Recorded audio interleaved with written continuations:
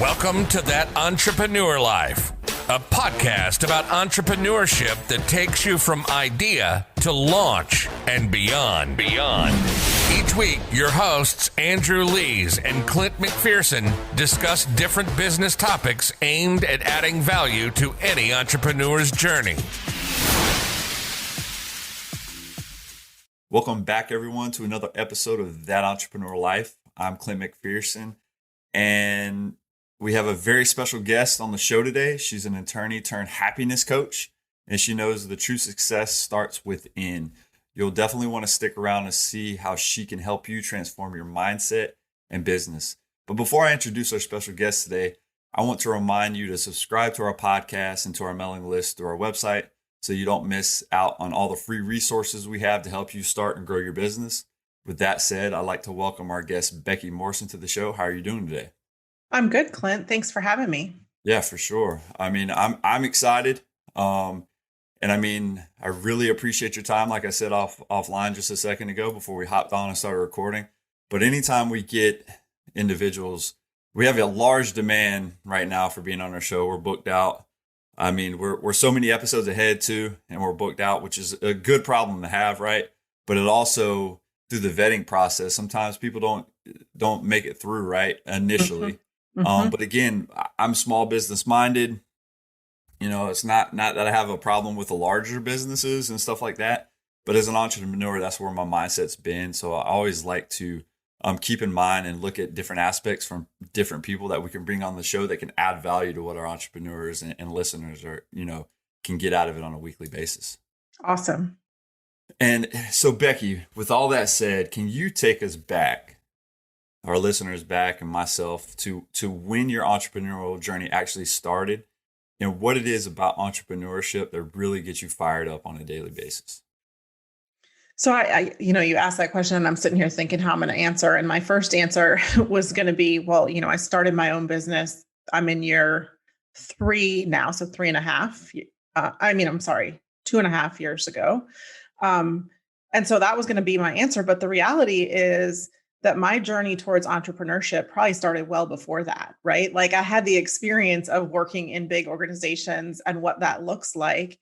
And then closer to 6 years ago, I made the switch to working for a small investment firm that while not exactly entrepreneurial, gave me my first taste of what it looks like when your actions have immediate impact. And that's where I caught the bug. I was like, I want to do more of this. I want to do more of the work where I can see the outcome of the actions that I take, where I'm free to make quick decisions and where I really get to be part of setting the path for the work that I'm doing. So that's really where I would say that switch got flipped. And then I did that for a handful of years and then made the leap from that to having my own business. Yeah, I love that answer. I mean, when you look at it, it seems like when you're larger corporations, nothing against that, right? We need individuals that do that are in the corporate world, that love the 9 to 5, that love the grind. But I really think it's the lack of communication in a lot of these organizations from the bottom to the top. To where and the vision, right? Is the vision really being displayed and really pushed down to the lowest individual? So when they know they go to work every day, they know they're making an impact. Like, I got it. If you're in accounting or whatever department you're working in inside of a corporation, you're contributing in some way. But do you really know that vision? Is it really inspiring to you to like get up every day and do the same thing? And I really think, when you come down to it, my wife's in the corporate world, so it's one of those things. But you hear a lot of "Thank God it's Fridays," right? Like, and I hate that mindset, right? I mean, I got it. You're sitting there busting your butt every day. You're working 9 to 5. If you're on a salary, if you're paid hourly, great. But I mean, it's like you can work so many different hours and then nothing to show for it, right? The fruits of your labor. It's like, man, I'm on salary, so I really have I have a ceiling, right? I can't bust through that. I can't go any higher. But I think as an entrepreneur, really, when you think about it, the ball's in our court. The more we do, the more, and the more we set ourselves up and put processes in place, that sets us up for more success. And we can, like, oh, say you made $100,000 this year, right? Like, okay, now I can actually, if I work harder or do something or gain more clients this year, now that can be higher instead of stuck at this, whatever it is. And now the next time around, I might get a 2% raise. I mean, that for me, that's for the birds. So, yeah, I mean, look, I mean, you already said it, right? So I'm a lawyer turned happiness coach, and I work with people on the entrepreneurial side, and I work with people who run medium companies, and I work with people who are in more traditional corporate settings. And every single one of those people really comes to me because they're in a place where they need to redefine for themselves what success looks like. And so do they feel limited in their current position? And that happens to people in corporate for the reasons you described, but it can also happen in the entrepreneurial world. We can get in this mindset of like, oh, I made X this year, and if I don't make more than X next year, I haven't succeeded. But dollars aren't the only measure of success. And so really getting clear on what drives our personal happiness, our personal fulfillment, and what our personal definition of success is, regardless of where we're sitting for a job, is critically important, I think, to our overall happiness. I would totally agree to that. I really think that to find something that you're passionate and motivated about, regardless if, again, like you said, success is defined by people in different ways. Right. It might be monetarily for you, right? Like, okay, I got to make this benchmark of money. It might be having the flexibility and freedom, right? To do what you want, like to spend more time with your kids. So you're not doing the 70 something hours a week or whatever it is, where, you're so exhausted by the end of the week or the end of the day that it takes everything in your power just to spend time with your kids or your family and want to even be there and present in the moment. And I really think, again, you're exactly right. You can get lost as an entrepreneur too, right? Like but I think putting processes in place on top of finding something you're passionate and something that you love makes a huge impact. Like you can get things worked out, right? You can fix those bugs, and you can be the one that influences that compared to like passing it up to your boss and be like, hey, we need to boost what are you going to do with this? Here, right? Like, I'm struggling right now. I don't know what to do. And you can't have that. Like, you're waiting on them to make that decision. Maybe they do it. Maybe they don't. But I mean, I love that, that mindset. And I really think, again, we've had a guest on the show in the past, which, look, people's views differ and everybody's different. Right. Yep. Like I might see something, you come at a different angle. And that's why it's very important. And I think we had a guest early on in when we started doing this podcast. It was like, look, I don't really believe in like, I have to do something that I love or, that motivates me every day. What motivates me is money. And so because I have processes worked out, I can get in any niche, any whatever, and I'm fine with it. And I move forward. And again, that's his preferred method and how he's bringing wealth in, and he's fine with that. And he doesn't care if it's something that, it's maybe, a ballet class for a guy. And he's just like, man, and I'm nothing against guys that like ballet. Right. But it's like, he might invest into a ballet studio, but because he has processes that he knows will make it successful, he's doing that because he knows he's going to make money off of it. And if it's something he's like, I'm not going to get out in the weeds. I hire people to get down on this stuff I don't want to mess with, which is what you exactly need to do. But man, it's like, I love hearing different points of view. But I agree with you wholeheartedly. Find what you're passionate about and do what you love. Well, and I mean, I think like in defense of your previous guest, he did find what he was passionate about. He was passionate about making money. Yep. And the cool thing is, as people, we get to choose that. Exactly. The hard part is that the world likes to fill in that blank for us. They do. The world likes to tell us what we're supposed to be passionate about, what we're supposed to care about, what that's supposed to look like.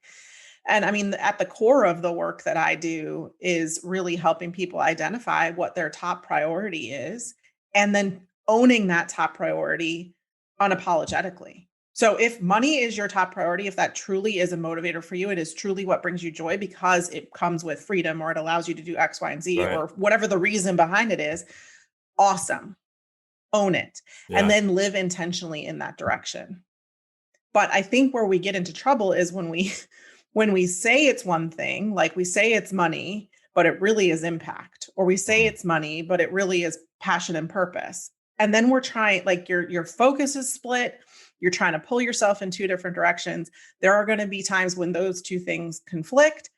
Mm. You don't have the tools to make the choice because you haven't committed. And so it's really about getting super clear on how you're wired and letting go of all the shoulds that come at us, that tell us how we should be wired. Yeah. No, I love that. And I think about that all the time. It's like, you know, I really think as individuals too, we don't really know ourselves. A lot of individuals, right? I'm not saying No, it's true. like we're sitting there chasing this dream or chasing the rabbit or chasing this Yep. this idea or this goal or this dream, but in our relationship, but we truly don't know what makes us happy. We don't truly know what makes us tick.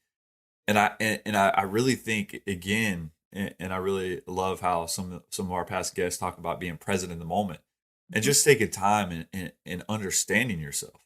Like, and I just think because everything that goes on in the world, so from social media, where a lot of people are highly influenced now, right, about how people look or whatever their presentation is, it's like we get caught up in all this nonsense. How many likes we have, how many shares our video has, whatever. But you don't know that when an individual, whatever you post on social media, when an individual comes by, you might not have many likes or views, but you don't know how big of an impact somebody might just later on a post, on a simple post that they'll come across. And it's like, hey man, like they'll randomly reach out to you and be like, dude, I saw a video that you recorded like 2 years ago, and I just wanted to reach out and talk about how big of an impact. But again, it's coming back and just staying committed, staying consistent, but really getting that clear vision of knowing who you are and what makes you happy. And I don't think I know really that we don't sit there and reflect and know ourselves truly. Like what, like if you can pick one thing or two things that would just make you content and happy for the rest of your life right now, what would it be? And I'm telling you, people will have such a hard time deciding on what that is. So if they choose money, right, it's like, I might be depressed now because I have this much money or whatever, and I don't know what to do. Like, Yep. And that's not always that makes them happy, right? So money's not always equal to happiness. No, and it's so interesting because I mean, when you ask people, or when I ask people, what makes you happy? Tell me some things that make you happy. I get typically one of two answers. One, I get the real surface answer, like money or vacation or time with my family. And it's not to just detract from the value of those things, but that's not actually, those are like the frosting on the top of the cake, not Right. really the essence of your happiness. Or I get people saying, well, and they don't know. They really don't have an answer to that question. And Yeah. you're right that we don't give ourselves the opportunity to really connect with our happiness on that deep level. And so one of the things that I like to do with people is ask them, so let's say their answer was money. I like to ask them, tell me what it is about money that makes you happy. Right. And the answer is going to be different for everybody. And so, like you talk about that previous guest who was really, this is what I do. I make money. Okay, well, Yeah. why? What is it? And maybe his answer would have been, well, it gives me the freedom to do anything, time freedom. Well, what is it about time freedom that makes you happy? Right. And you really have to go like 3 to 5 layers below to really figure out what's at the root of your happiness. And then once you have once you have that essence, then you can figure out how to incorporate more of it into your life. Yeah. And maybe that looks like making more money, but how else might you be able to Right. have that time freedom or to have the impact or whatever it is that money gives you? Yeah. You're so right about the layers. I mean, it's like Yeah. an onion, right? It just keeps like once you peel back and you really understand. And I really think again, everybody just gives that broad surface level same thing. I just want to have freedom. I just want like make money. I want to be whatever it is. It's like I just want to have a big house. I want to, it's like, but like, what is it really? Like once you start peeling back, and it's like, okay, you can start seeing how things are connected through the spider web, right? Like it's just like, okay, if I move this here, or really start thinking about it, okay, well maybe it's this. but it does connect to that, right?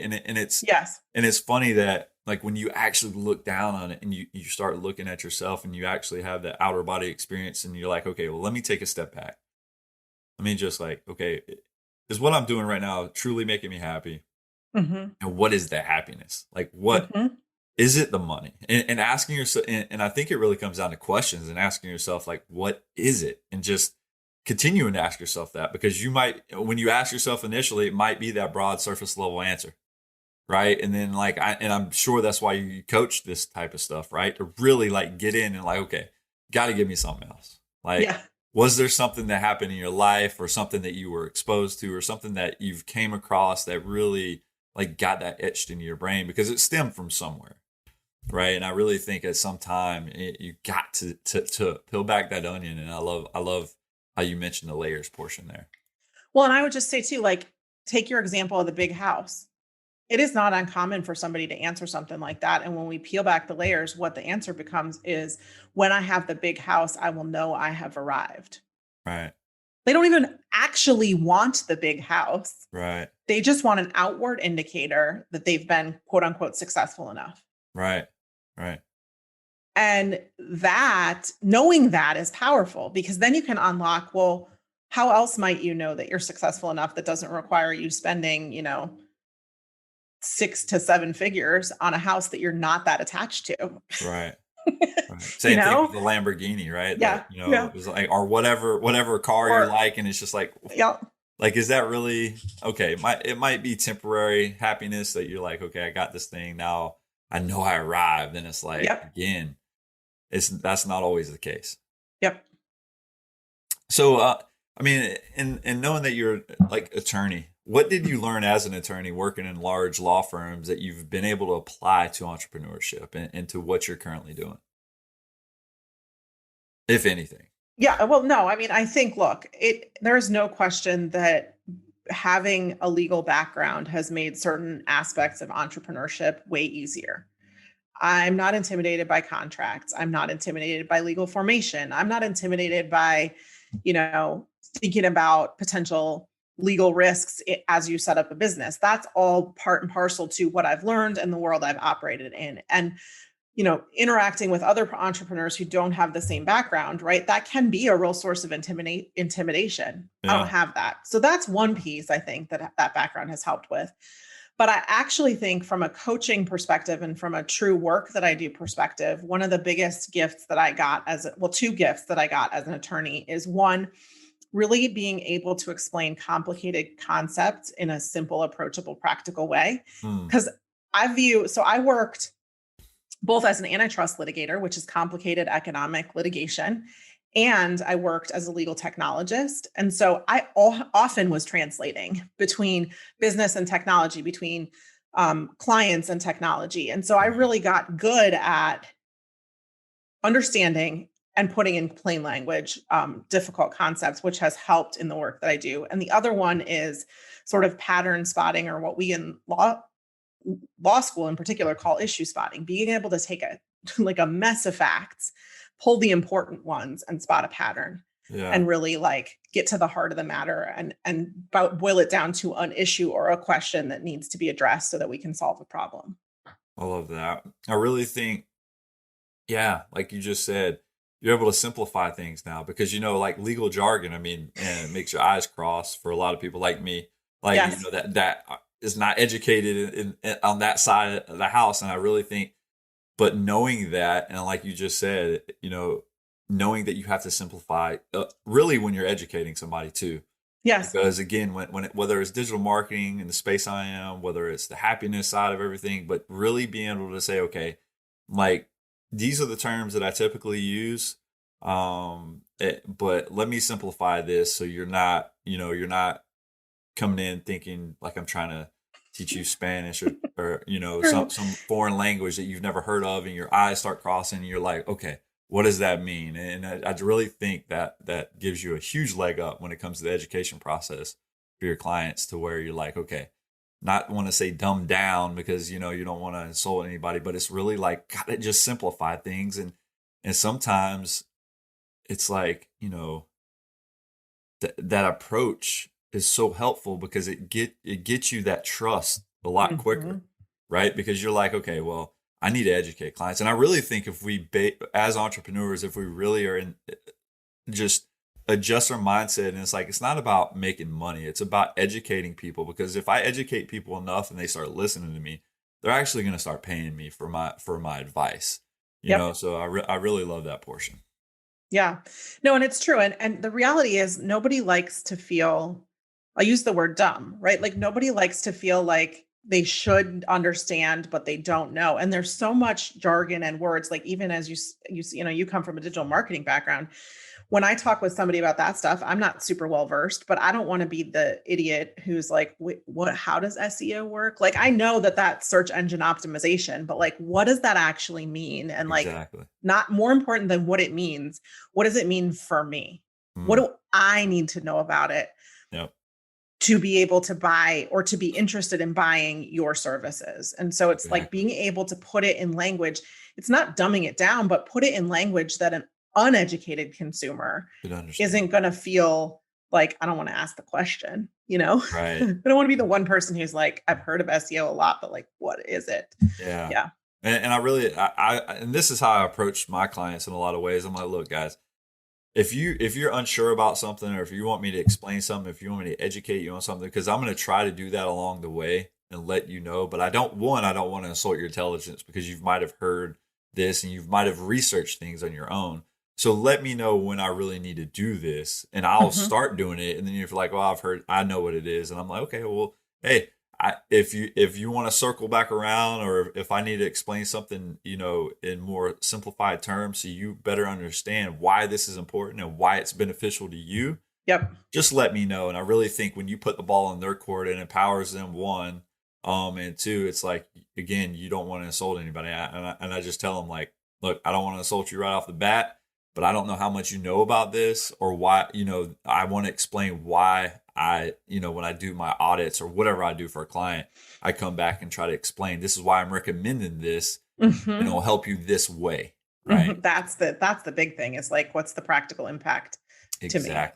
Yeah, exactly. Because I think a lot of people get salesy, and it turns clients off, right? Like for me, I'm huge when I go to a car dealership. Like, and I know, right? They're trying to fly around like vultures and sell you the next biggest thing, the next best thing that's on the lot. But I'm just like, I just want to look, and I want to make the decision on my own. I don't want to be influenced or impacted by anybody. So I really think it comes down to empowerment. I always tell the guys when they roll out in their golf cart and they're like, can I help you? I'm like, I'm good, man. I'm looking. When I'm ready to talk, I'll approach you. And I really think at the end of the day, again, I take that approach because I don't like being sold to. So I really think education and just letting people know, and just really, how can I help you? That's it. You know, it's like when I write, like, how can I actually help your business? I pull back the layers for the clients. I do audits, and then I'll see, like, this is where I see that you need help. And again, I'm sure you do a similar process. You know, you probably have a checklist or whatever that you go through, that you're like, you start identifying things that you can actually have an impact and help them, because their problem might not be their actual, what they think's their problem. 90% of the time, you know, the underlying real issue. Yes. Yeah. No. And it's interesting because I've just recently been thinking about sales. And when I started my business 2.5 years ago, I was like, oh, I don't know sales, until I realized that I've been selling my whole life. Inside of my law firm job, when I was on the admin side, I was selling projects and ideas to our leadership. I was selling them to the teams who needed to do them. I was selling services to clients as a lawyer. I was selling vegetables to my kids. You know, we sell all day long, but we get this idea that like sales has to look a certain way. And I like to think about sales, like you said, as an education process. Or for me, I really approach sales as a coaching process. When I'm talking about working with an individual on their happiness, I'm not trying to sell them my services. I'm trying to give them the information to understand what it is that I do, and then get the information from them to understand if we'd be a right fit to work together. And then letting them conclude, yes, this is the support I need right now. Because this kind of work, this kind of deep sort of emotional work that I do is not something I want to force people into. That would be a nightmare for them and for me. And I think so much of sales is about that right fit and is about that education and is about that service mindset, like, or servant maybe mindset. And it was a big deal for me when I like made that connection and realized, oh, sales is just more of what I'm already good at. Cool. Right. Like, let's go sell. Yeah. But I really like kudos for figuring that out, right? Because like, so I have a military background. I was in the Army for 10 years, and like a lot of people that get out, like I was an officer in the Army, and then a lot of people get out and like, how can I use that? Right? Like I was an infantry officer at that. It was like I wasn't military intelligence. I wasn't anything. Like I was on the front lines and I was out there with my guys, and it was like I had so much leadership experience from that, and organizational experience, and structurally knew how to do, go out and plan successful missions. It's like, how, like once you actually take a step back, because there's so many guys that have that mindset that they get depressed when they get out because, and it's a huge problem, right? Like nobody's telling me what to do anymore. Like I'm not striving for the same goal as A or B now. But when you really take a step back, you got like you gotta again know yourself and know what you just did. Right? Like I was responsible for millions of dollars worth of equipment and led 40 some odd troops into combat on missions daily and did A, B, C, D, and it's just like once you are able to start connecting the dots, and I just think they struggle with that because they get so caught up in what they actually did. Right? Like I was carrying around a gun, whatever it was, I was carrying around a gun. And that's, but like what? You were a squad leader. You led troops. You were actually a leader. And so once you start, like, it's a simple mindset switch to where you go in and start unlocking and start looking, okay, what were you responsible for on a daily basis? And I really think, again, people struggle with asking themselves those questions. And it seems easy, but when they don't know what questions to ask, right? Like themselves, that's where they struggle, because it's like, I was in infantry. I don't know nothing. I didn't do anything. It's like, dude, like you're so discrediting yourself that I don't know what is going through your mind right now, but we got to work on this, because like you did a lot more than you're actually giving yourself credit for. You were responsible for so much lives at the least, right? Is like, keeping the guy to your left and right alive, and just see how that can translate onto like what you did like on a daily basis, right? You have checks, you have all these things that you go through that, man, I don't understand for me. And that's why I reach out to a lot of people now. It's like that come out. It's like, what did you do? Just give me some, and then you can come up with a resume that will blow people's minds. Yes. But they struggle in that aspect because they just don't see it. Yeah, no, that's right. And let me first start by saying thank you for your service. No, I appreciate that. And that is a great sort of like, I want to say micro, and I don't say that to minimize it, but like example of how of that disconnection we have with self, and how we fail to appreciate what we are doing, and sometimes what our superpowers are. Like often when I'm talking with clients, and I find a lot of them in career transition, right? And so we are talking about like, what are you good at? And the good at thing that often gets lost is the thing that comes so naturally to you that you assume everybody else can do it too, but they can't. It does not come naturally to them. It's that thing that your friends or your colleagues consistently say, man, like, I don't know how you do that. Like, how do you do that? That's so cool. We just think it's like so second nature to us. Those are often our biggest superpowers. And really getting people to recognize that and then own that as a superpower, which is like a huge mindset shift, because it's a thing that like, it's like being right-handed, it's like so part of who you are that you can't appreciate the specialness of it. Yeah.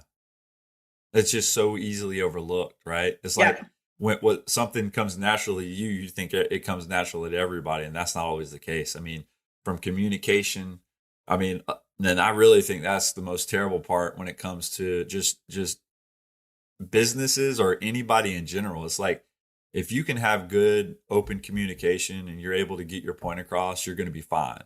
It's the not it's the wondering and not being able to talk, or thinking you're asking a dumb question, when it's like, I tell my clients all the time, nothing, the only dumb question is the one that's not asked. That's right. Right. And I really think, and I tell them, I don't mean that in a bad way, but it's like, seriously, if you have a question and it's something that's natural to me, right? That's why I'm here to educate you, because I know as a business owner, you're not doing digital marketing every day. So it's not natural to you. So if you have a question, or if you don't know what something means, ask, and I'll explain it to you. Right. So it's the whole overlooking what comes natural to us, or what we know already and we do it every day. It's the thing. It's like, that's where they struggle at identifying. Right. Yes. Yeah, no, that's right. And it's easy to lose sight of that. And it's easier even to lose sight of that in a world where we have so few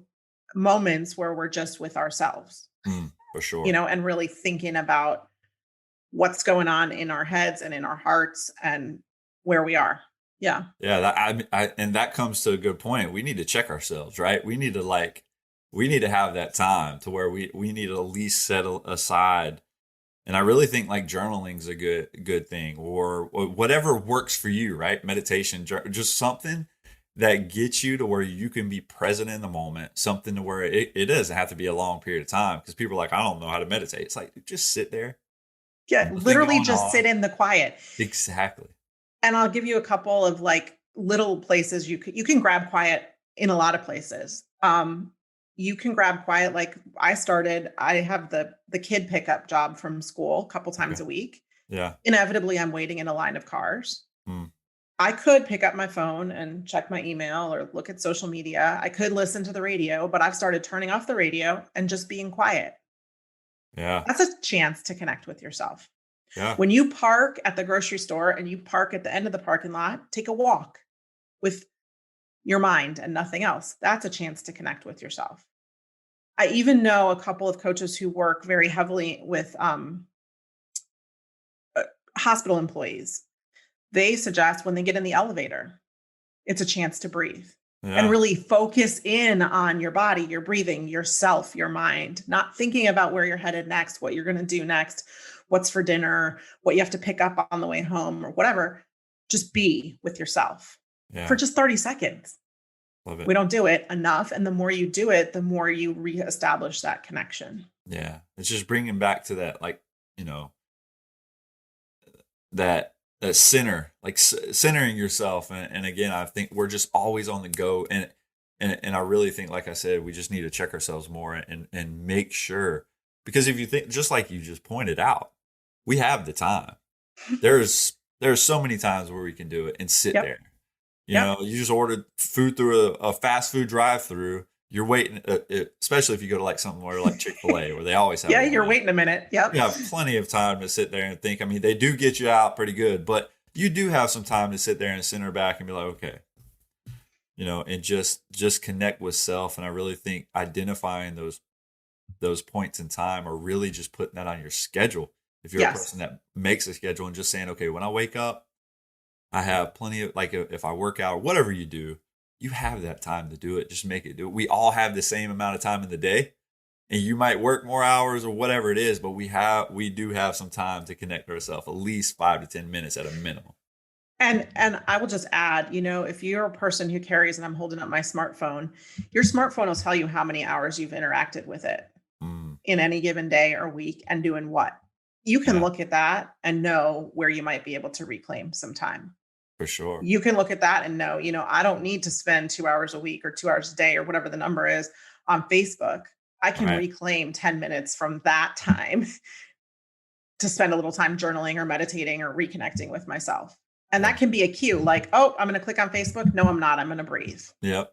100%. Yeah. When you get that urge, just like, okay, boom, that's my reminder. Put it down. Put it down. Take a breath. And if you still have time and you still want to go on Facebook after you've spent, 3 minutes, 5 minutes, 10 minutes with yourself, by all means, but you're right. And that cannot be the excuse as, well, I don't have time for that. I'm real busy. Oh, for sure. I think your phone will tell you differently for most of us. 100%. I would agree. So Becky, I mean, happiness is something we work on.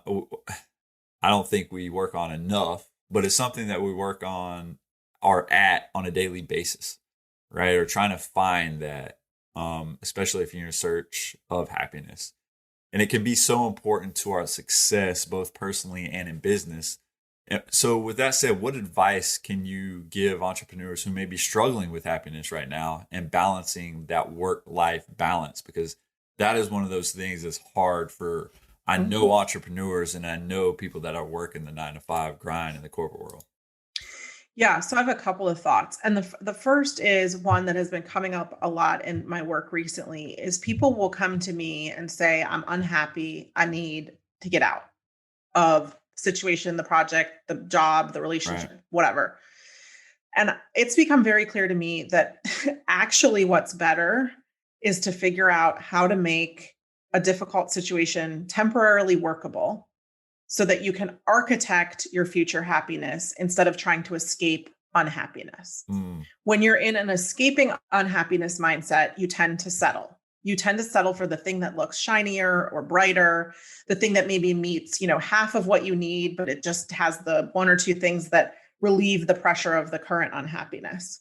And so that's step one is really like, what can we do in your current situation to make it more livable? yeah. And that starts by taking stock of what's actually taking your time and energy and resources in your current situation. And I find with a lot of, particularly my entrepreneurial clients, it becomes this, well, I have to, well, I should, well, I need to, without really ever being intentional about what am I building here? Right. And what do I actually need to spend time on? There's this, I think, mistaken belief that if we work more, we will automatically have more. Yeah. I believe if you work more intentionally, you will have more. That doesn't necessarily mean you have to work more hours. And you've hit on some of it. You've talked about processes, you've talked about support. It is about really taking stock of what you have and what you need to move it forward that isn't just about doing for doing's sake. Right. And then when you can stop some of that, because we're all doing it in certain ways, when you stop some of the doing for doing's sake, you create some space. And then you can think about how do I fill that space with things that add to my happiness or things that bring me more balance. Right. I agree 100%. I really think so important to again, like just to bring it full circle, to identify that stuff and really know self. And I love that. I really think that in itself creates that 360 to where you can bring around the happiness that you're searching for. Yep. And when you know yourself and when you know what drives your happiness, when you're in a difficult patch, it happens, right? Like the project goes south, you lose the client, you have a personal, hit, you have a health issue, whatever it is. When you know where your happiness is coming from, you can inject it back into your life, even in those difficult times. Like if you know that connection, deep connection with other people feeds your soul, and you just lost a client, it's time to pick up the phone Yeah, and connect. for sure. 100%. I really think, again, like you just hit the nail on the head. I mean, that's so important, right? To once you find out what is your true happiness, there's so much there's so many obstacles, so much clutter that is gonna try to throw you off the rails, right? Like that get in your way, and just life happens. Hmm. But it's knowing that where you can circle around and knowing what makes you happy or knowing what brings that to you, you can, like you just said, inject it back into your life. And again, you were temporarily derailed, but you're back at it right now. Now you're where you're where you need to be. You know the journey's going to continue, and you just sit there and embrace it, and then be present in the moment. And so I really like what you said there. Yeah. It's a big deal. It's a big deal to have that sort of menu to choose from. And if the menu looks like cash, a house, a car, and vacation, I mean, yeah, maybe you can take a day off or maybe you can Right. inject that quickly. But if it looks like connect, reflect, move my body, that you can do at the drop of a hat. For sure. No, I love that for sure. So, so through your entrepreneurial journey, everything that you've experienced, I know you're, 2.5 or 3 years in. From the highs and the lows that you've experienced to date, what has been the most difficult thing so far for you about being an entrepreneur?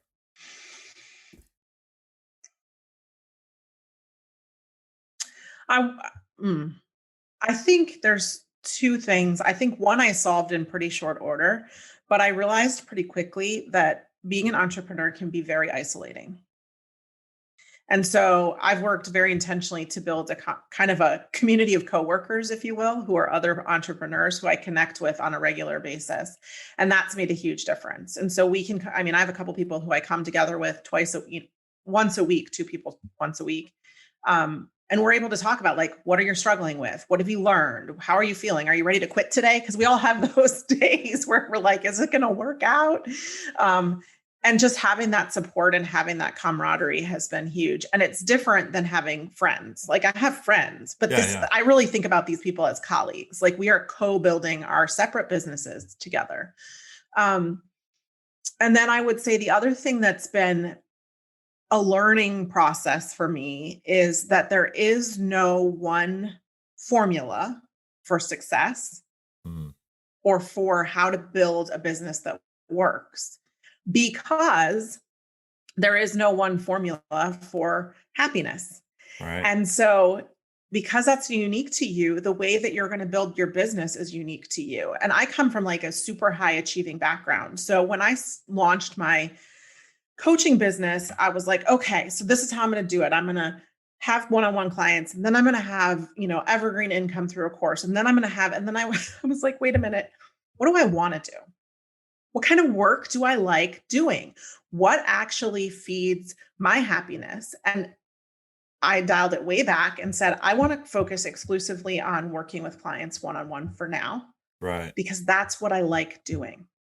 Yeah. And the whole point of starting my own business was to increase my happiness, not to achieve a particular income goal, not to be one of the, biggest, most influential, widest selling coaches. It was to do important, impactful work with people.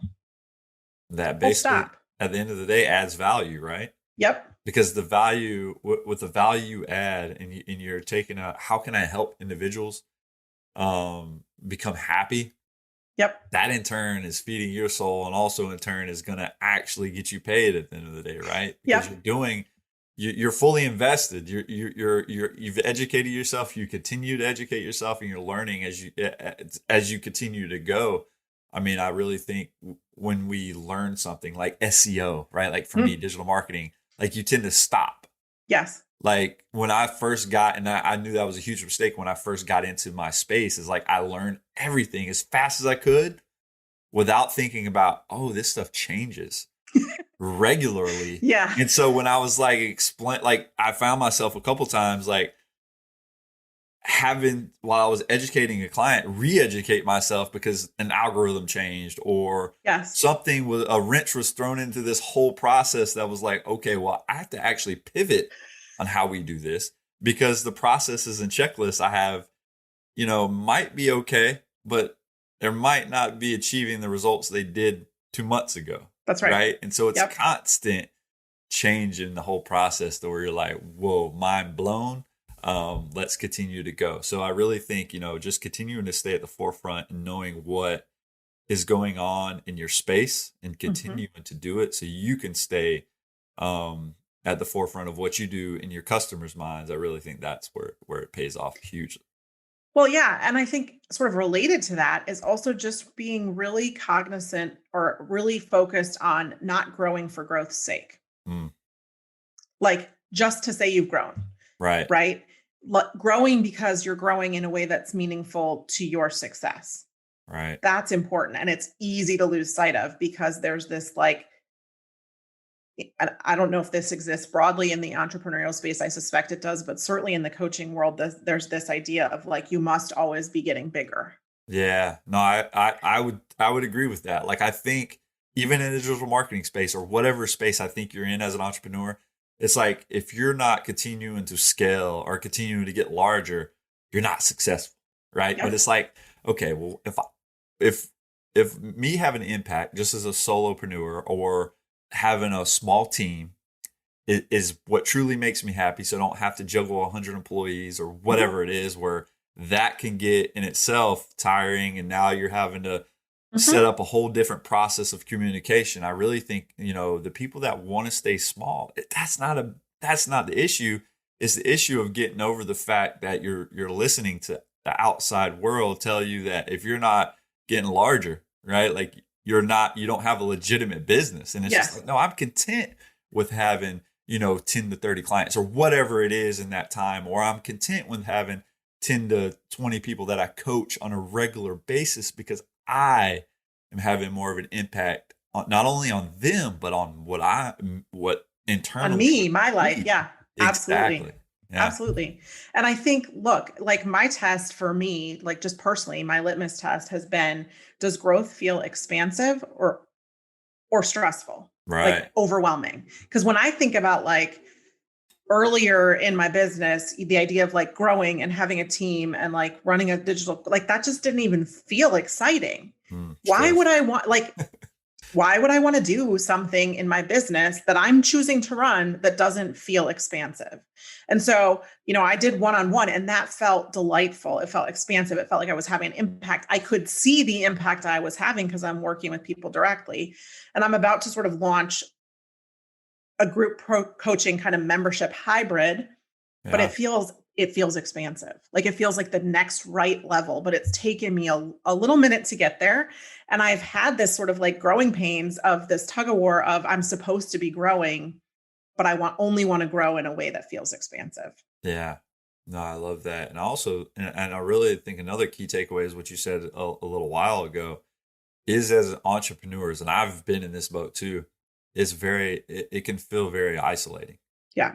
Right. Like you can find yourself, especially if you work from home or if you're on the go or whatever it is, it's like you're in the office by yourself, especially like you might have a team, right? But you find yourself alone a lot where it's like, you have no one to talk to that can, even if they don't even have to be in your niche, right? Like they can be something to, like you said, finding a group of people that you can treat as colleagues and talk and just invent. And again, like you said, you have your friends, but then you have these individuals that you feel confident in, that you can talk business because even though they might be in a different niche, they're experiencing some of the pain, some of the same struggles. They might vent some of the same frustrations just in different terms, right? But it all comes down to the root. We're all in the same boat together as entrepreneurs. And at some point in time, we're all going to cross the same bridge to where like, oh, I've been there. Or I can relate to that because so-and-so this happened, right? Yes. So I love that. So Becky, as we wrap up this episode, I can talk to you forever. I feel like I've known you for so long just after this simple conversation because it's been so natural. As we wrap up this episode, if you could leave our listeners with just one piece of advice, and it could be, a few pieces if you have something, what would it be? I think we've talked about the most important first step, right? Which is really to find some way in to reconnect with yourself. And for a lot of people, that can be a scary thing because we haven't slowed down to listen and we're sometimes afraid of what we might hear. But I promise you, when you get over that hump of fear and really listen, your life will be better for it. And so really, if you do nothing else after listening to this episode, take 5 or 10 minutes today and just sit with yourself and ask some questions. Yeah. Ask yourself, where does my happiness come from? See what comes up and don't edit. That's the other thing. Don't second guess what your answer is. Just capture it. Yeah. And let it sit. And try that today and see what happens. That would be my piece of advice. I love it, Becky. Thank you so much. And that's a wrap for this episode. And if my co-host was here, from the both of us, we would like to thank you for taking the time out of your day to join us and adding value in what we're doing on our podcast. Awesome. Thanks for having me. It's really been a pleasure, Becky. Like I just said, thank you all so much for listening to That Entrepreneurial Life. To learn more about what Becky is working on, check out untanglehappiness.com. If you like what you heard today, please subscribe to our podcast and don't forget to download our free ebook about the success mindset at thatentrepreneurlife.com. Thanks for continuing to support what we do as entrepreneurs, and don't forget to join us next week for another episode of That Entrepreneur Life. Thanks for listening to That Entrepreneur Life podcast. Be sure to visit thatentrepreneurlife.com to join the conversation, access our show notes, and discover our fantastic bonus content. Don't forget to join us next week for another episode as we continue to add value. Until next time.